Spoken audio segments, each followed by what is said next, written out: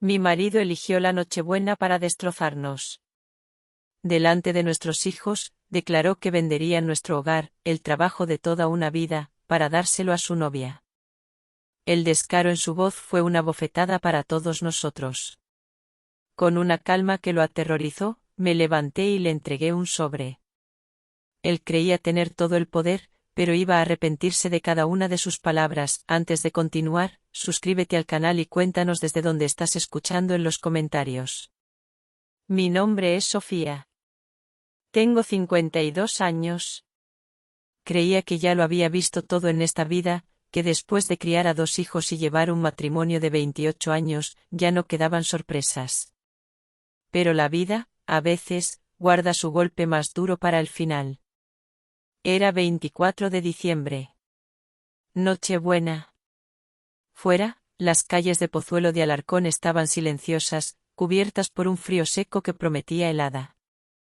Dentro, en nuestra casa, el ambiente debería haber sido cálido. Y lo parecía. El aroma del cordero asado, la receta de mi madre, llenaba cada rincón. Las velas parpadeaban sobre el mantel de hilo, el que solo usábamos en las ocasiones más especiales. La porcelana de mi abuela reflejaba la luz, esperando la cena.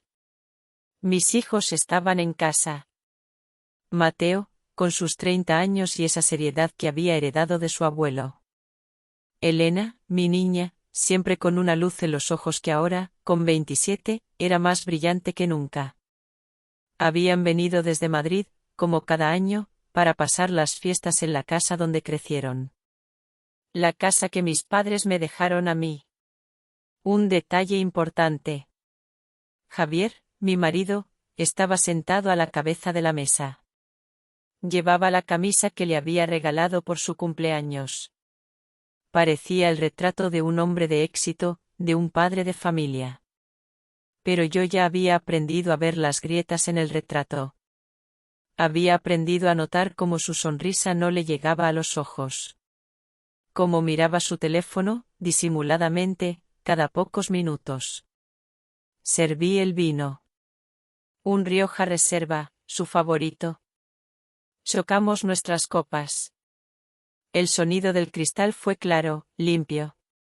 Falso. Comimos en una calma tensa. Hablamos de cosas sin importancia. El trabajo de Mateo. El nuevo proyecto de Elena. El tiempo. Conversaciones que eran como puentes frágiles sobre un abismo de silencio. Yo sentía el peso de todo lo que no se decía. Llevaba meses sintiéndolo. Entonces, a mitad del segundo plato, Javier dejó sus cubiertos a un lado. El leve sonido del metal contra la porcelana fue anormalmente alto en la quietud de la sala. Se aclaró la garganta, un gesto que yo conocía bien. Era el mismo gesto que hacía en las reuniones de su empresa justo antes de anunciar una decisión importante. Una decisión ya tomada. Sin consultar. Hay algo que tengo que deciros, dijo. Su voz era tranquila. Demasiado tranquila. Mateo y Elena levantaron la vista, sus tenedores suspendidos en el aire. Yo no. Yo seguí mirando mi plato, el cordero a medio comer. Ya sabía que algo se acercaba. He tomado una decisión, continuó Javier, sin mirarme a mí. Miraba un punto en la pared, por encima de las cabezas de sus hijos. Voy a vender la casa. Silencio. Un silencio tan profundo que podía oír el tic-tac del viejo reloj de pared del salón. Un sonido que había marcado las horas de nuestra vida durante casi 30 años. La copa de Elena se quedó inmóvil a medio camino de sus labios. La cara de Mateo perdió todo color. ¿Qué? Susurró Elena. La palabra salió rota. Javier siguió, como si estuviera leyendo un informe de negocios. Valeria y sus hijos necesitan un sitio más grande. Su piso se les ha quedado pequeño. He encontrado una casa preciosa en Pozuelo, con un jardín grande y buenos colegios cerca. Valeria. Pronunció su nombre. En mi comedor. En Nochebuena. Delante de nuestros hijos. El nombre que yo llevaba meses guardando en silencio, como un trozo de cristal roto en el corazón. ¿Quién es Valeria, papá? Preguntó Mateo, con una voz dura que no le conocía. Mi novia, dijo Javier. Y lo dijo con la misma naturalidad con la que se habla del tiempo. Llevamos juntos 8 meses. Es hora de que empecemos una nueva vida. Vi la cara de mis hijos descomponerse. Vi 28 años de recuerdos hacerse añicos contra la dureza de esa frase. Mi novia. Pero yo no lloré. No grité. El tiempo de las lágrimas había pasado. Me levanté. Sin prisa. Mis movimientos eran lentos, deliberados. Fui hasta mi bolso, que descansaba sobre un aparador en la cocina. Javier me miró, confundido, esperando quizás una escena, un drama que le diera la razón. Pero no se la di. Abrí el bolso. Saqué un sobre de color crema. Volví a la mesa y lo deposité con suavidad junto a su plato, justo encima de una pequeña mancha de grasa que había dejado al hablar. Sus ojos se clavaron en el sobre. Ya que estamos de anuncios, dije en voz baja, mirándole directamente a los ojos por primera vez en toda la noche. Luego me volví a sentar. Cogí mi tenedor y corté un trozo de patata asada. Me lo llevé a la boca. Sabía a ceniza, pero mastiqué igualmente, manteniendo la mirada fija en el hombre que acababa de dinamitar nuestra familia. Dentro de aquel sobre no había una carta de despedida. No había reproches. Dentro estaba una notificación judicial. La copia de la demanda que mi abogado había presentado esa misma mañana, solicitando la disolución de la sociedad de gananciales y el bloqueo inmediato de todas nuestras cuentas y propiedades comunes. Dentro de aquel sobre estaba el final de su plan. Y el principio del mío. Pero para entender cómo llegamos a esa Nochebuena, hay que volver atrás. 9 meses atrás. A la primavera. Nuestra casa en Pozuelo no era solo una casa. Era el lugar donde crecieron las risas de mis hijos. Las paredes guardaban el eco de sus primeros pasos. En el jardín, bajo el viejo roble, todavía podía ver la marca del columpio que Javier les construyó. Era una casa feliz, o al menos, yo lo creía. Habíamos celebrado 28 aniversarios entre aquellas paredes, habíamos superado enfermedades, crisis económicas y las inevitables discusiones de cualquier pareja. Creía que éramos sólidos. Como el roble del jardín. La primera grieta apareció en marzo. Fue algo pequeño, casi imperceptible. Javier empezó a llegar tarde. Siempre había trabajado mucho, pero ahora las reuniones se alargaban hasta la madrugada. Las cenas se quedaban frías en el horno. Un proyecto nuevo, Sofía, es muy importante, me decía. Y yo le creía. ¿Por qué no iba a hacerlo? Luego vinieron los planes cancelados. ¿Nuestro aniversario? 28 años. Había reservado mesa en el cenador de Amos, un sitio especial, con meses de antelación. A las 6 de la tarde de ese mismo día, me llamó. Cariño, lo siento terriblemente. Ha surgido una crisis con un cliente. Imposible salir de aquí. Te lo compensaré, te lo prometo. Me quedé con el vestido nuevo puesto y la decepción helada en el estómago. Comí sola una ensalada, mirando la silla vacía frente a mí. El silencio empezó a ocupar más espacio que las palabras en nuestra casa. Unas semanas después, mencionó su nombre por primera vez. Fue durante una cena, una de las pocas que compartimos ese mes. La empresa va a mejorar mucho los informes trimestrales, comentó, mientras cortaba su filete. Ha sido idea de Valeria, la de contabilidad. Es una chica brillante, de verdad. Tiene unas ideas magníficas. Lo dijo con tanta naturalidad que apenas le di importancia. Valeria. Una compañera de trabajo. Nada más. Pero las noches se hicieron más largas. Y la casa, incluso con él dentro, se sentía cada vez más vacía. Yo me movía por las habitaciones llenas de nuestros recuerdos, y por primera vez, empecé a sentirme sola. Era un frío sutil, una corriente de aire que se colaba por una ventana que yo no sabía que estaba rota. Aún no. La sospecha es una semilla amarga. Una vez que germina, sus raíces se extienden por todas partes. Un sábado por la tarde, Javier se duchaba. Su teléfono, que últimamente protegía como si fuera un secreto de estado, vibró sobre la mesilla de noche. No soy una mujer celosa, nunca lo he sido. Pero algo me impulsó. Una fuerza que no era mía. Lo cogí. Solo para apagar la pantalla. Y entonces la vi. La foto de fondo de pantalla. No era una foto de nuestros hijos, ni mía. Ni siquiera del perro que tuvimos. Era él. Javier. Sentado en el césped de un parque, riendo a carcajadas. A su lado, una mujer rubia, mucho más joven que yo, le miraba con una adoración que yo recordaba haber sentido alguna vez. 3 niños pequeños revoloteaban a su alrededor. Una niña, con 2 coletas, estaba sentada en las rodillas de mi marido como si ese fuera su lugar en el mundo. El corazón me dio un vuelco. Un vuelco frío y violento. Solté el teléfono sobre la cama como si quemara. Mis manos temblaban. ¿Quién era esa mujer? ¿Quiénes eran esos niños? Esa noche, se lo pregunté. Le enseñé la pantalla. Mi voz era apenas un hilo. ¿Quiénes son, Javier? Él apenas miró la foto. Su respuesta fue inmediata. Demasiado rápida. Ah, es Valeria, la del trabajo. Lo está pasando fatal, se está divorciando.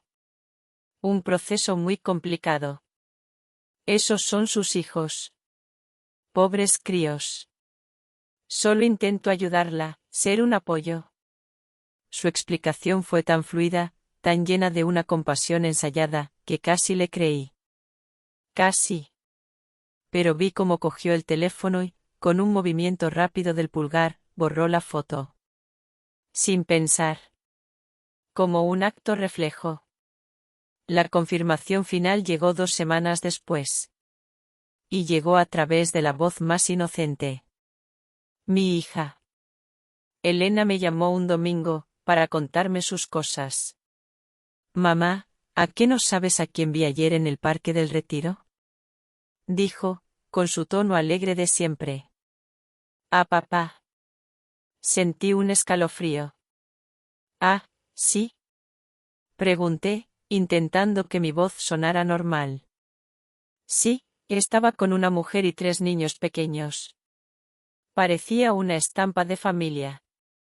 Papá estaba empujando a la niña en el columpio, y ella se reía a carcajadas. Fue muy tierno, la verdad. Mi mano se aferró al auricular del teléfono. ¿Y la mujer? Logré preguntar. Rubia, guapa. Más joven que tú, mamá. Se les veía muy, no sé. Muy unidos. Casi voy a saludar, pero me pareció que interrumpía algo íntimo. Oye, mamá, ¿está todo bien entre vosotros? Le mentí. Una mentira suave para protegerla a ella, y quizás, para protegerme a mí del derrumbe final. Todo perfecto, cariño. Sería alguna compañera del trabajo, ya sabes cómo es tu padre con los niños. Colgué el teléfono. Y me quedé sentada en la penumbra del salón durante horas. Las piezas del puzzle encajaron con una claridad dolorosa. Las noches tardías. El aniversario cancelado. La foto. Y ahora esto. Mi marido. Jugando a las familias con los hijos de otra mujer. Ese fue el momento en que el retrato perfecto de mi familia se rompió en 1000 pedazos. El momento en que dejé de ser una esposa confiada y empecé a ser otra cosa. El instante en que te das cuenta de que la persona con la que has compartido tu vida está viviendo otra vida diferente es verdaderamente desolador. ¿Alguna vez han tenido que enfrentarse a una verdad tan difícil? Dejen sus pensamientos en los comentarios de abajo, nos encantaría escuchar su historia. El dolor no desapareció. Se transformó. Durante días, funcioné en piloto automático. Hacía la cama, preparaba el café, regaba las plantas. Pero por dentro, algo había cambiado para siempre. El dolor se había enfriado, endurecido, hasta convertirse en una determinación de acero. Dejé de hacer preguntas. Dejé de esperar explicaciones. En su lugar, empecé a observar. A escuchar. Me convertí en una estratega silenciosa en mi propia casa. Empecé por lo más sencillo, el correo. Un día de julio, llegó una carta del banco que no reconocí. No era de nuestra cuenta habitual. Iba a nombre de Javier, pero la dirección era la nuestra. Mis manos no temblaron al abrirla. Ya no. Era el extracto de una cuenta bancaria conjunta. A nombre de Javier y de una tal Valeria. Me senté en la mesa de la cocina, la misma donde mis hijos habían hecho sus deberes, y empecé a leer. Cada línea era una pequeña traición. Transferencias semanales. Pagos con tarjeta en restaurantes a los que yo nunca había ido. Compras en tiendas de juguetes. En tiendas de ropa infantil. Un cargo me llamó la atención. 550 € en una tienda llamada Pequeños Soñadores Mobiliario. Probablemente literas para sus niños. Otro de 350 € en la Boutique Palacio de Princesas. Sin duda, para su hija. Mientras tanto, a mí me había dicho el mes anterior que las cosas en la empresa iban justas, que teníamos que apretarnos el cinturón. La hipoteca de nuestra casa se había pagado con retraso 2 veces. Tuve que usar mis propios ahorros, los que guardaba de mi trabajo antes de casarme, para pagar la factura de la luz. Guardé aquel extracto. Y empecé a buscar más. Revisé los bolsillos de sus chaquetas antes de llevarlas a la tintorería. Encontré recibos. Pequeños papeles sin importancia que contaban una historia devastadora. Tickets del supermercado con papillas para bebés y pañales. Un recibo de una farmacia, paracetamol infantil y tiritas de dibujos animados. Incluso el recibo de una pastelería. Una tarta de cumpleaños. En la descripción ponía, «Feliz 4º cumpleaños, Elisa». Con letras rosas. Él estaba viviendo una vida de padre completa. Pero con los hijos de otra. Durante semanas, fotocopié cada papel. Hice capturas de pantalla de las redes sociales de ella, que encontré con una facilidad pasmosa. Ella no se escondía. Al contrario, construía una narrativa de familia feliz, con cuidado de no mostrar nunca la cara del hombre maravilloso que había entrado en sus vidas. Pero yo reconocía sus manos empujando un columpio. Reconocía su polo azul en el fondo de una foto en la playa, un fin de semana que él me dijo que tenía un seminario de trabajo obligatorio. Junté todo en una carpeta. Una carpeta de color gris, discreta. La crónica de una traición, documentada con la precisión de un contable. El dolor seguía ahí, pero ahora tenía un propósito. No se trataba de venganza. Se trataba de supervivencia. Con la carpeta gris bajo el brazo, pedí cita con el mejor abogado de divorcios de Madrid. Su nombre era Ricardo Vargas. Un hombre mayor, de pelo plateado y ojos que parecían haberlo visto todo. Su despacho olía a cuero y a confianza. Me senté frente a su imponente escritorio de caoba. Puse la carpeta sobre la mesa. Él la abrió y empezó a revisar los documentos en silencio.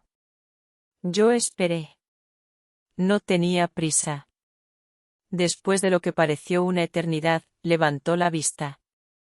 Señora, dijo, con una voz grave y tranquila, esto es exhaustivo. Su marido ha sido muy descuidado. Y usted ha sido muy inteligente.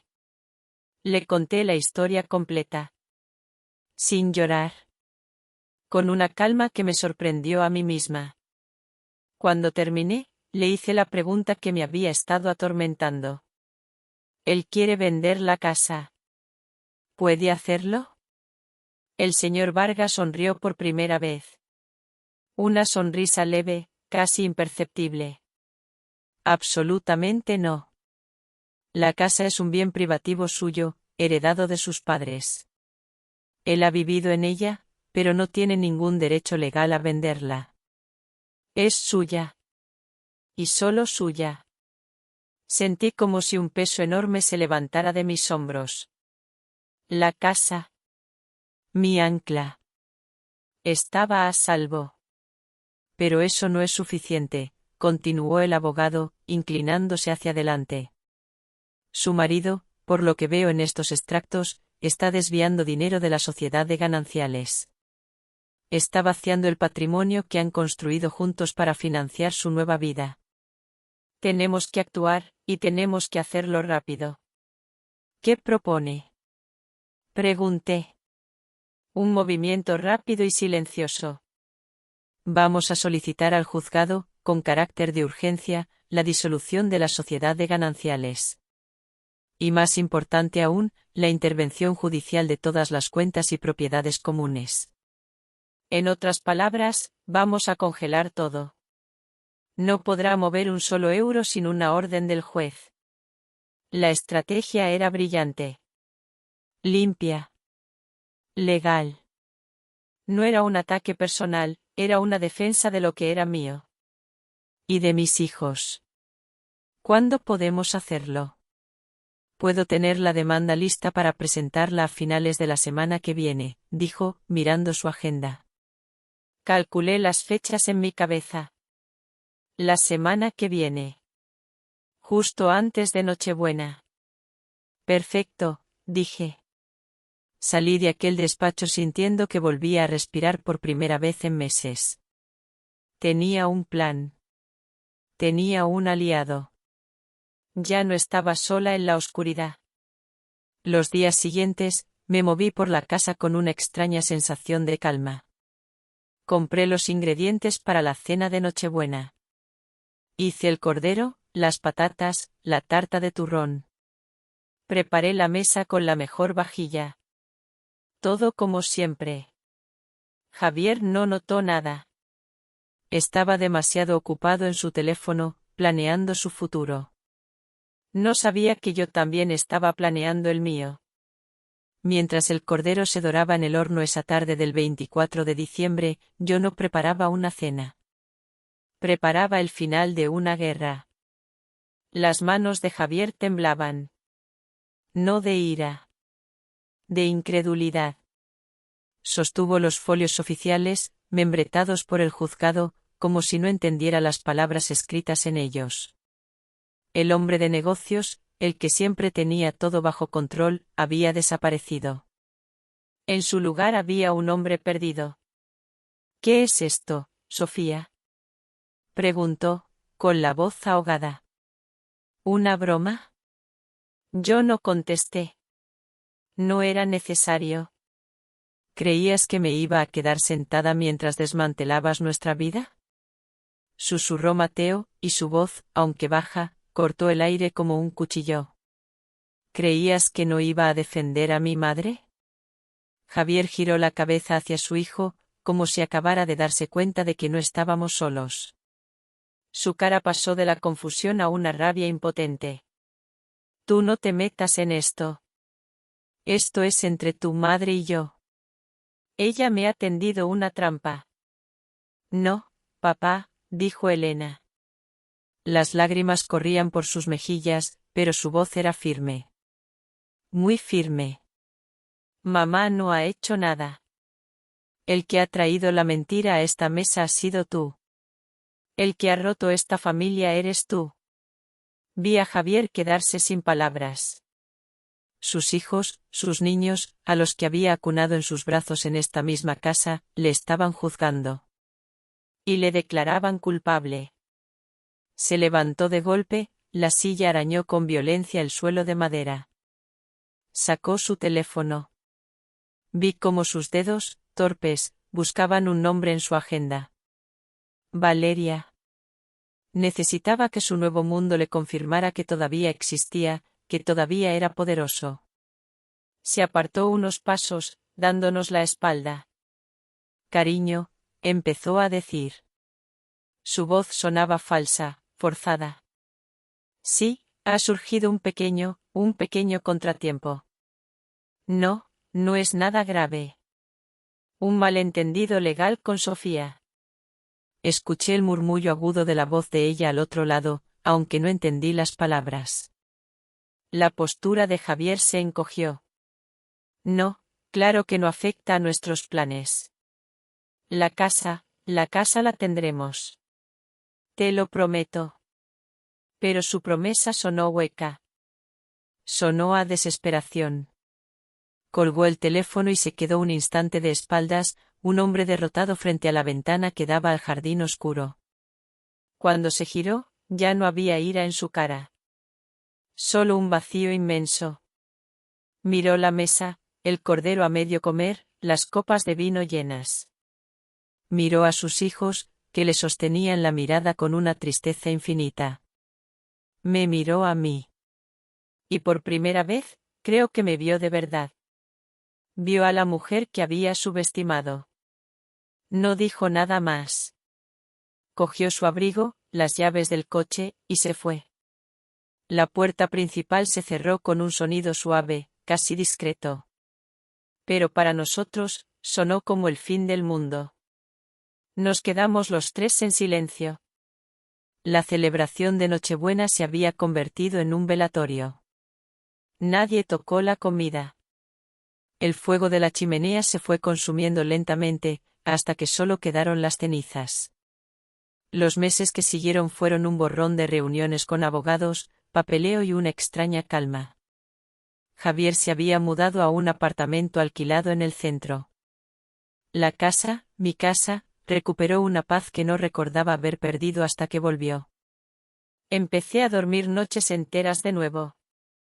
El proceso de divorcio seguía su curso, lento y metódico. El bloqueo de las cuentas había revelado la verdadera magnitud del desfalco de Javier. Había gastado una pequeña fortuna en su doble vida. El señor Vargas me aseguró que la ley estaba de mi parte, que solo era cuestión de tiempo. Yo no tenía prisa. Un día de abril, Elena vino a comer. Mientras preparábamos una ensalada, me lo contó. Mamá, papá se casa. Dejé caer el cuchillo sobre la tabla de cortar. No por el dolor. Por la sorpresa. El absurdo. ¿Cómo? Pregunté. Pero si ni siquiera estamos divorciados. Ya. Pero parece que Valeria le dio un ultimátum, explicó Elena, mientras aliñaba la lechuga. O le demostraba que podía darle una vida estable, o se acababa. Y él, en un acto de desesperación, le pidió matrimonio. La boda es en junio. Me apoyé en la encimera. Un hombre intentando construir un futuro sobre las ruinas de una mentira. Sentí una punzada de algo que se parecía a la lástima. Pero hay más, dijo mi hija, y su voz se volvió más seria. Valeria quiere tener un hijo con él. Inmediatamente. Dice que quiere darles un hermanito a sus hijos, consolidar la nueva familia. Un hijo. La palabra resonó en mi cabeza de una forma extraña. Un hijo. ¿Con Javier?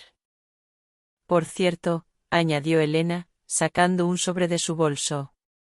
Nos ha llegado esto. A Mateo y a mí. Era una invitación de boda. Impresa en un cartón grueso, con letras doradas. Javier invitaba a sus hijos a la celebración de su nueva vida, como si fueran meros invitados a una fiesta de empresa. Como si la mujer con la que se casaba no fuera la causa de que su primera familia ya no existiera. Mateo había tirado la suya a la basura sin abrirla. Elena la guardaba como una prueba de la capacidad de su padre para no entender nada. Esa noche, no pude dormir. No por la boda. Ni por Valeria. Sino por esa palabra. Un hijo. Despertó un eco en mi memoria, un recuerdo muy antiguo, de un dolor que creía olvidado hacía mucho tiempo. Un secreto que yo no sabía que él guardaba.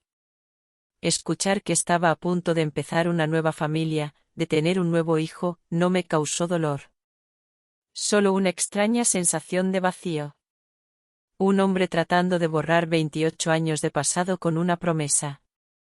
Si han llegado escuchando hasta aquí, por favor, ayúdenme comentando con el número 1 aquí abajo, para que sepa que todavía hay amigos que me acompañan en este viaje. Su presencia es el mayor estímulo para seguir contando la parte final de esta historia en el canal Corazones de Millonarios. Muchas gracias. El recuerdo era confuso al principio. Como una vieja fotografía borrosa. Fue hace 25 años. Elena era un bebé. Después de ella, no vinieron más hijos. Lo intentamos durante un par de años. Cada mes era una pequeña decepción. El médico me dijo que no había nada malo en mí, pero a veces, simplemente, las cosas no suceden. Con el tiempo, acepté que seríamos una familia de 4. Pero siempre llevé dentro una pequeña espina de culpa. Una sensación irracional de haberle fallado en algo a Javier, que a veces decía lo mucho que le habría gustado tener otro niño. Pero esa noche, mientras daba vueltas en la cama, la fotografía borrosa empezó a enfocarse. Recordé una conversación. Una tarde de domingo. Javier llegó a casa muy tarde. Dijo que había estado jugando al golf con un amigo. Estaba raro. Distante. Cuando le pregunté qué le pasaba, lo achacó al estrés del trabajo. Ahora, 25 años después, otra pieza del puzzle encajó en su sitio. No había estado jugando al golf. A la mañana siguiente, hice una llamada. Al doctor Martínez, nuestro médico de familia durante más de 30 años. Ya estaba jubilado, pero recordaba perfectamente a nuestra familia. Doctor, le dije, después de los saludos de rigor. Necesito preguntarle algo sobre Javier. Es confidencial, lo sé, pero es importante. Dudó un momento. Dime, Sofía. Hace muchos años, después de que naciera Elena, ¿Javier se hizo alguna prueba de fertilidad? Hubo un largo silencio al otro lado de la línea. Un silencio que lo confirmó todo. Sofía, sabes que no puedo hablar del historial de un paciente. Solo dígame si estoy equivocada, le interrumpí, con una suavidad que no sentía. Me he pasado 25 años pensando que el problema era mío. El doctor suspiró. Un suspiro largo y cansado. No, Sofía. No estabas equivocada. Solo estabas desinformada. Colgué el teléfono. La rabia que sentí no fue caliente y explosiva. Fue fría. Gélida. No era solo la infidelidad. No era solo el dinero. Era esta mentira. Una mentira que me había dejado cargar con una culpa que no me correspondía durante un cuarto de siglo. Esa misma mañana llamé al señor Vargas. Señor Vargas, soy Sofía. Necesito pedirle algo. Le expliqué la situación. Su silencio al otro lado fue el de un hombre que, a pesar de su profesión, todavía podía sorprenderse de la crueldad humana. Entiendo perfectamente, dijo finalmente, con una voz que era puro acero. Como parte del proceso de divorcio, tenemos todo el derecho a solicitar el historial médico completo de su marido para evaluar su estado de salud general. Es un procedimiento estándar. Hágalo, por favor, dije. Consideré lo hecho, Sofía. Aquel no era un acto de venganza. Era un acto de justicia. Justicia por la mujer de 27 años que lloró en silencio, creyendo que su cuerpo le había fallado. Justicia por la mujer de 52 que acababa de descubrir que la mayor traición no había sido la última, sino la primera. El sistema legal, a veces, tiene su propia poesía. No tuve que hacer nada más. Ni una llamada. Ni un movimiento. Simplemente, esperé a que las piezas del dominó cayeran solas. El juzgado requirió el historial médico de Javier a la clínica. La clínica, cumpliendo con la orden judicial, envió los archivos completos al procurador. Y el procurador, siguiendo el procedimiento, remitió una copia de toda la documentación a la abogada de la parte contraria. En este caso, a la abogada de Valeria, que la representaba en las negociaciones para el futuro régimen económico de su matrimonio. Todo legal. Todo transparente. Fue Elena quien me llamó. Era un sábado por la mañana, el día de la boda. Yo estaba en el jardín, podando los rosales. El sol de junio era cálido y agradable. Mamá, dijo mi hija. Contenía la risa, pero podía sentirla burbujear en su voz. No te vas a creer la última. Pruébame, dije, cortando una rosa mustia. Se ha cancelado la boda. Me detuve. El silencio en el jardín era absoluto, solo roto por el zumbido de una abeja. ¿Qué ha pasado? Parece ser que la abogada de Valeria recibió ayer unos documentos del juzgado. Entre ellos, el historial médico de papá. Valeria lo leyó anoche. Y esta mañana, cuando papá ha llegado al hotel donde ella se vestía de novia, ella ya no estaba. Se ha ido. Ha cogido a sus hijos y ha desaparecido. Le ha dejado una nota diciendo que no se casa con un mentiroso y un hombre que no puede darle lo que ella necesita para su futuro. Cerré los ojos. Sentí el calor del sol en mi cara. Imaginé a Javier, solo, en la puerta de una habitación de hotel, con un traje de novio puesto y un futuro hecho pedazos en un trozo de papel. Qué lástima, dije en voz baja. Mamá, dijo Elena, con un tono sospechoso. Tú no sabrás nada de esos papeles médicos, ¿verdad? El historial médico de tu padre es asunto suyo, cariño, respondí, y era la verdad. Si él decidió no compartir información importante con su prometida, eso es cosa de ellos. Esa tarde, me senté en el porche con una copa de vino blanco bien frío. Observé mis rosales, que estaban más bonitos que nunca. Había ganado. Pero no me sentía eufórica.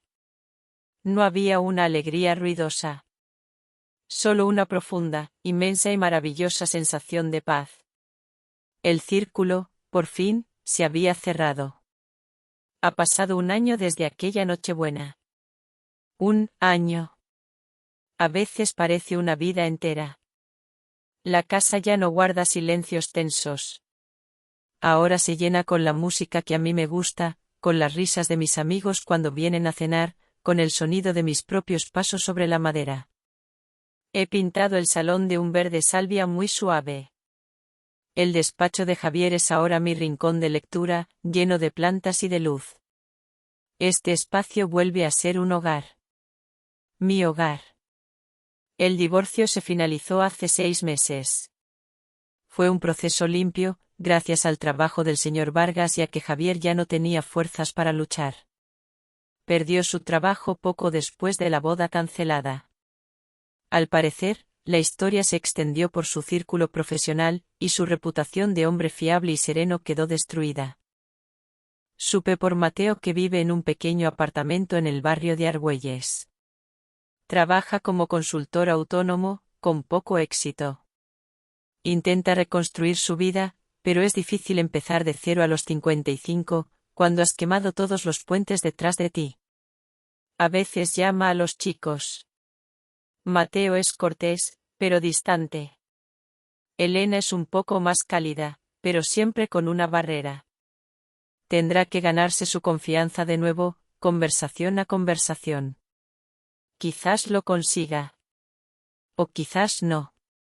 Ya no es asunto mío. Yo he redescubierto pequeñas alegrías. El placer de tomar un café por la mañana en el porche, sin prisa. Me he apuntado a clases de acuarela. No pinto obras maestras, pero el simple acto de mezclar colores sobre el papel me tranquiliza el alma. Los miércoles soy voluntaria en un centro de ayuda a mujeres, compartiendo mi experiencia, no la legal, sino la de volver a empezar. Ayer, recibí una postal de una vieja amiga. Me invita a pasar un par de semanas en su casa de la costa de Cádiz. Ven a ver el mar, escribió. Y creo que lo haré. Estoy sentada en mi jardín, el mismo donde podaba los rosales el día de la no boda. El sol de la tarde es dorado y tiñe las hojas de los árboles. Mateo me ha llamado para invitarme a cenar mañana. Miro a mi alrededor, a las flores que he plantado, al césped bien cuidado, a la casa que se levanta sólida y tranquila a mi espalda. Me he dado cuenta de algo importante. La mejor venganza no es destruir a la persona que te hizo daño. Es reconstruir tu propia vida de una forma tan bella y tan completa, que su recuerdo ya no encuentre sitio en ella. He aprendido que a veces, perderlo todo es solo otra forma de ser libre para elegir lo que viene después. Y lo que viene después, por primera vez en mucho tiempo, se parece mucho a la felicidad. Y así, la historia de Sofía, aquí, llega a su final. ¿Qué piensan ustedes de la decisión final de Sofía? ¿Habrían hecho algo diferente en su lugar? Por favor, compartan sus pensamientos en la sección de comentarios, siempre leo cada una de sus palabras. Si esta historia les ha hecho reflexionar o sentir algo, no olviden dejar un me gusta, compartirla con alguien que crean que también se emocionará, y suscribirse al canal Corazones de Millonarios para no perderse los próximos secretos del corazón. Nos vemos en la próxima historia, y quién sabe, tal vez la próxima vez, el protagonista sea usted.